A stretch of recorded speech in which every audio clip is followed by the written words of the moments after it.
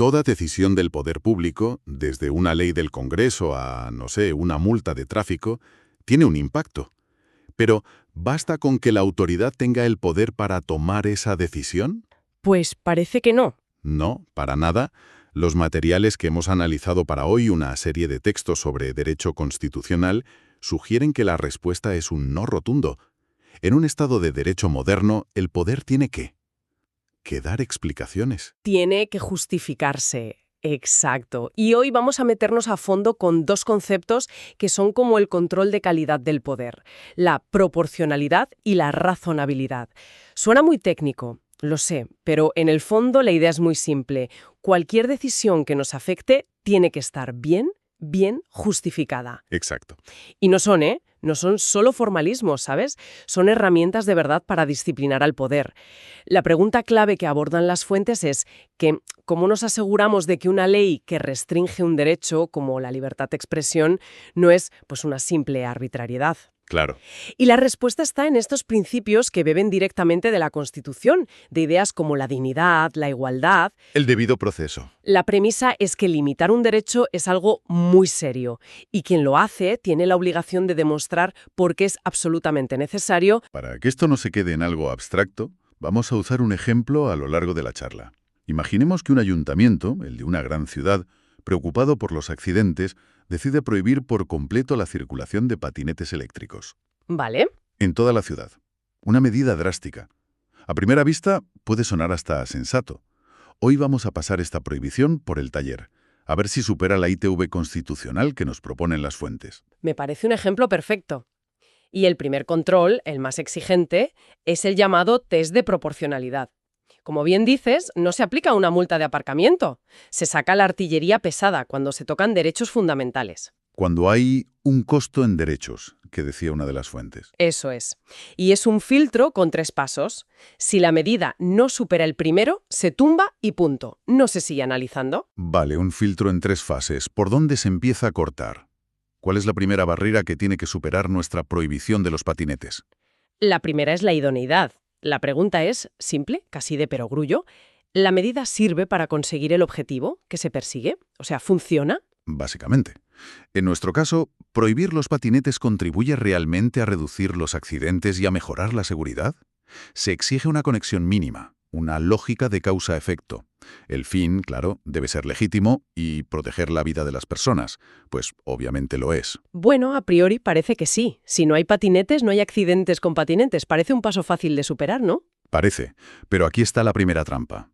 Lo que se analiza no es si la medida suena bien, sino si es eficaz de verdad. El gran error aquí es usar lo que las fuentes llaman medios simbólicos. Medios simbólicos. Sí, es el clásico político que ante un problema complejo anuncia una medida muy drástica que tiene un gran titular, pero que en la práctica no soluciona el problema de fondo. Es puro teatro. Ya veo. En nuestro ejemplo, la medida parece idónea, pero si los datos demostraran que los accidentes graves son causados en un 99% por coches y solo en un 1% por patinetes, un juez podría empezar a dudar. Claro. Podría preguntarse si no se está señalando un objetivo fácil para aparentar que se hace algo. Exacto, sin atajar el problema real. Pero bueno, vamos a conceder que la prohibición es idónea, que sí reduce los accidentes. Pasaría el primer filtro. De acuerdo. Pasamos al segundo escalón. ¿Cuál es? La necesidad. Y aquí es donde la cosa se pone de verdad interesante. Y contraintuitiva. La pregunta es, ¿había otra forma de conseguir el mismo objetivo que fuera menos perjudicial para los derechos de la gente? Espera un momento. Entonces me estás diciendo que una ley que funciona perfectamente y que logra su objetivo puede ser declarada ilegal. Eso suena rarísimo. Suena raro, pero es el corazón de la protección de los derechos.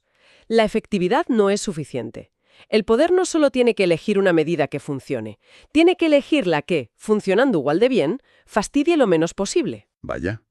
Es una comparación real con otras alternativas. No vale decir, es que la prohibición total es lo más fácil.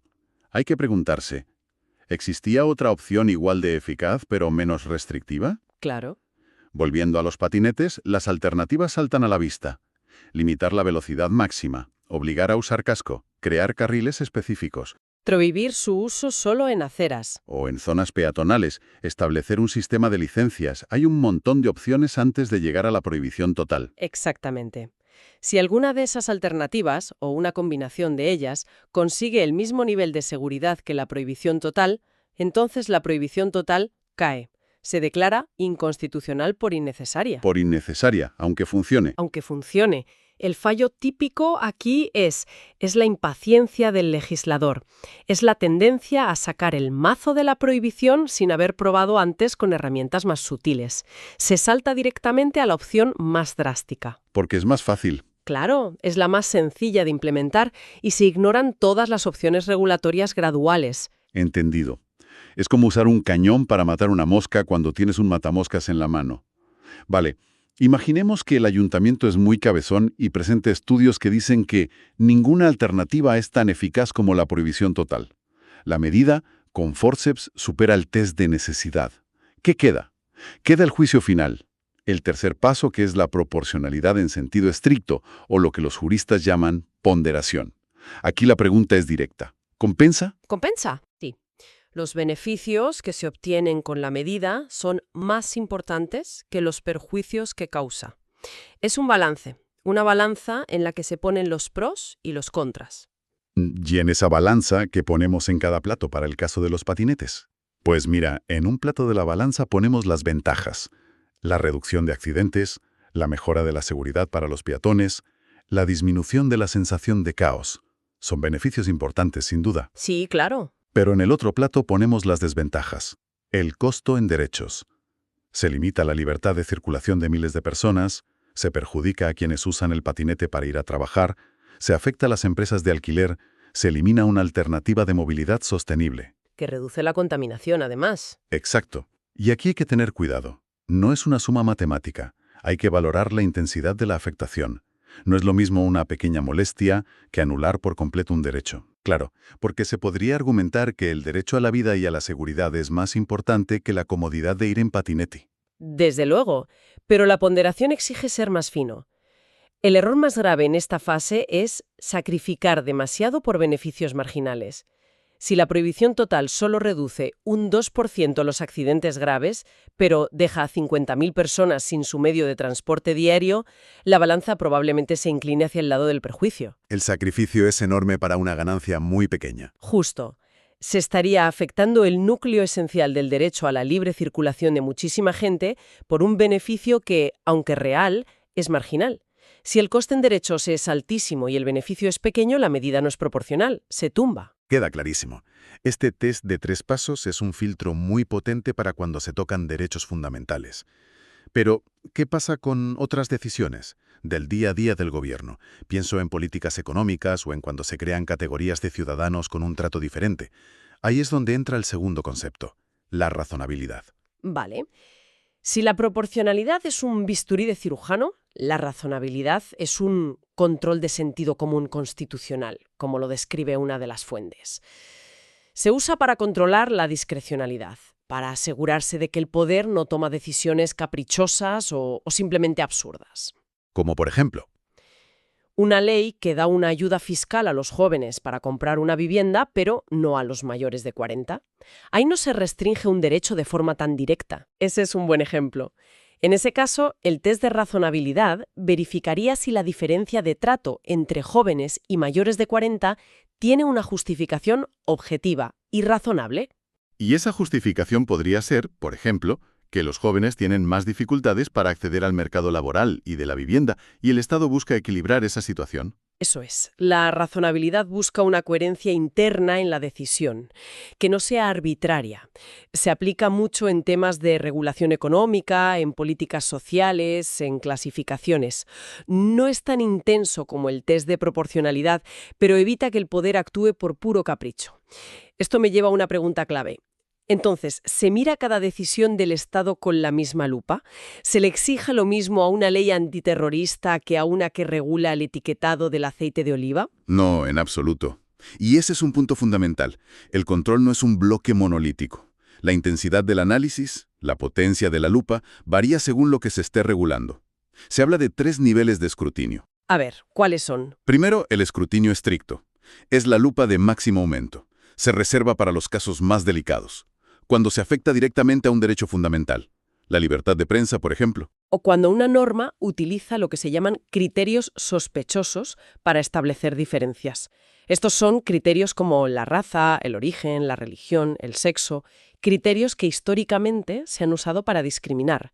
Si una ley usa uno de estos, la presunción es que es inconstitucional y el Estado tiene que dar una justificación impecable, casi perfecta, para que se salve. Entiendo. Es el nivel de alerta máxima. ¿Y los otros? Luego está el escrutinio intermedio, una lupa considerable, pero no tanto. Se usa cuando se afectan intereses importantes, aunque no sean fundamentales, o cuando se hacen distinciones que pueden afectar a grupos vulnerables. El ejemplo de las ayudas a la vivienda para jóvenes podría encajar aquí. Se exige una justificación seria. Vale. Se aplica por lo general a temas de política económica o social, donde se entiende que el gobierno tiene un amplio margen.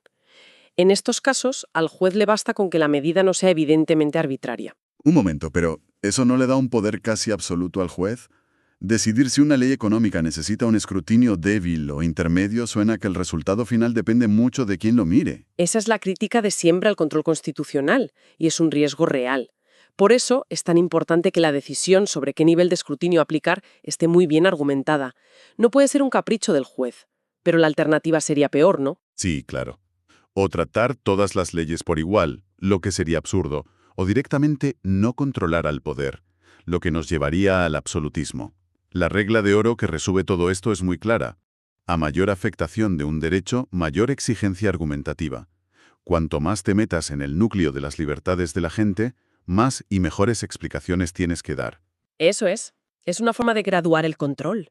Vale, entiendo la arquitectura del sistema. Pero, ¿qué significa todo esto en la práctica? En el día a día de un abogado, de un político o de un juez. Tiene implicaciones muy directas. Para un diputado significa que no puede legislar de cualquier manera. Debería diseñar las leyes pensando ya en estos filtros, anticipando los problemas. Para el gobierno implica que no puede gobernar a base de decretos sin fundamento. Tiene que justificar sus decisiones con datos, con evidencia. Y para un juez, su papel es controlar al poder, pero con cuidado de no convertirse él en legislador. Exacto. Esa es la línea roja. Y para un abogado, estas son sus herramientas de trabajo. Su labor es precisamente encontrar las grietas en la justificación del Estado, atacar la falta de necesidad de una medida o demostrar que el sacrificio que se impone a su cliente es desproporcionado. Y supongo que, como en todo, donde hay una regla, hay 1000 formas de equivocarse al aplicarla. Las fuentes que hemos manejado señalan algunos errores típicos, como una especie de alertas rojas. Sí, y es crucial tenerlas en mente. El error más común, y casi el más tramposo, es citar el test de proporcionalidad como un eslogan, pero sin aplicarlo de verdad. Como una muletilla. Eso es, se menciona para dar una pátina de rigor jurídico, pero luego no se analiza ni la idoneidad, ni la necesidad, ni se pondera nada. Es pura retórica vacía. Ah, claro, sería como que el ayuntamiento de nuestro ejemplo dijera en su decreto: esta medida es proporcionada porque lo decimos nosotros. Y ya está. Exactamente. Otro error clásico es confundir la idoneidad, que es un criterio técnico sobre si la medida sirve para su fin, con la conveniencia política, que es una opinión sobre si nos gusta o no. ¿Ya? Y otro muy frecuente es saltarse por completo el análisis de alternativas, que como decíamos es el corazón del test. Y por último, el peor de todos, ponderar a ojo. Convertir el balance final en un «a mí me parece que», sin explicar de forma clara qué se sacrifica y qué se gana. Eso convierte el control en pura subjetividad. Entonces, resumiendo las ideas clave, proporcionalidad y razonabilidad no son tecnicismos para juristas, son en realidad el mecanismo con el que un Estado de Derecho obliga al poder a rendir cuentas. Le obliga a demostrar por qué hace lo que hace. Y un punto que me parece fundamental. La carga de la prueba siempre la tiene quien restringe el derecho. Siempre. Es el Estado el que tiene que justificar la limitación, no el ciudadano el que tiene que demostrar que es inocente. Esa es la conclusión definitiva.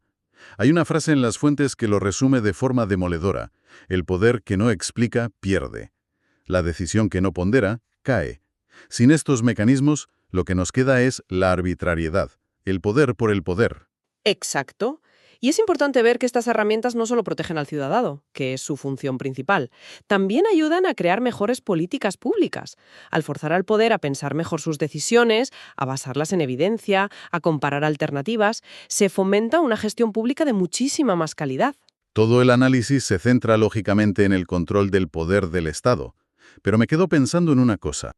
Si la esencia de todo esto es obligarse a justificar las decisiones, comparar alternativas y sopesar los pros y los contras antes de actuar de una forma que afecta a otros, Sí. ¿qué pasaría si aplicáramos una versión personal de este control de calidad a nuestras propias decisiones importantes?